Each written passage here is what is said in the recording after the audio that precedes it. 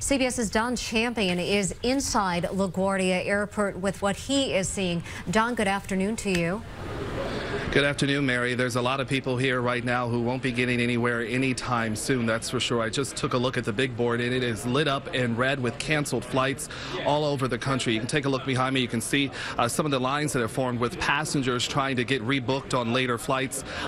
One line, in fact, I think it's a little out of view from this camera, nearly stretches to the middle of the terminal here.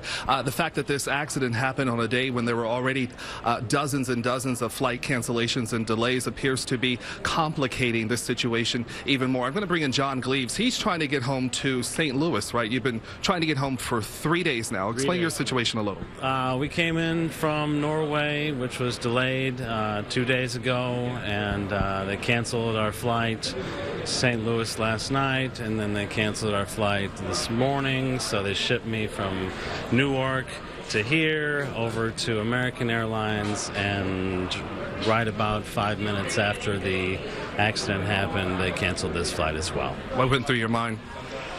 I'm ready to go home.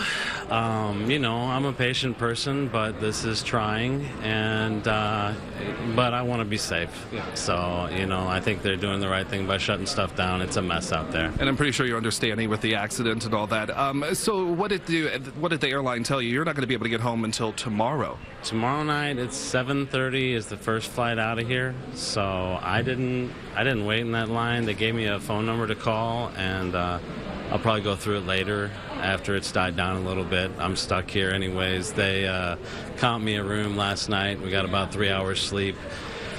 And so I'm just waiting a little while till it dies down to figure out what to do. What were some of the other passengers saying? You know, there's mixed reactions. You get positive people and people who are not using the best of language. And, you know, so I just got out of the line, went and started trying to figure out what to do. So I got to go pick up my luggage, you know, that was already checked, and probably going to go get some 5 burgers and you know, just wait it out. Make the most of it. John Gleaves, the face of patience here at LaGuardia at this hour. We do understand that the airport will not be reopening anytime soon until at least 7 o'clock. That's the latest that we've heard. We do know that there is a press conference that's going to be held at the bottom of the hour. We hope to learn some more information about that to see if it's possible that the airport could open up anytime sooner. Chris and Mary, back to you. All right, champ. Just want to ask you about all of those people behind you. Clearly, they have been at the airport for hours, because there's been word for at least an hour and a half that the airport is closed. So you can imagine they're not moving anywhere anytime soon. Yeah, that's right. In fact, John was telling me yesterday he stood in a line for about 2.5 hours. Let's take another look at the line. This is the line for priority passengers who are in first class, so that line is a bit shorter. But literally, this other line for everyone else, for American Airlines alone, stretches, I would say, several, maybe 100 feet down to maybe the middle of the terminal here.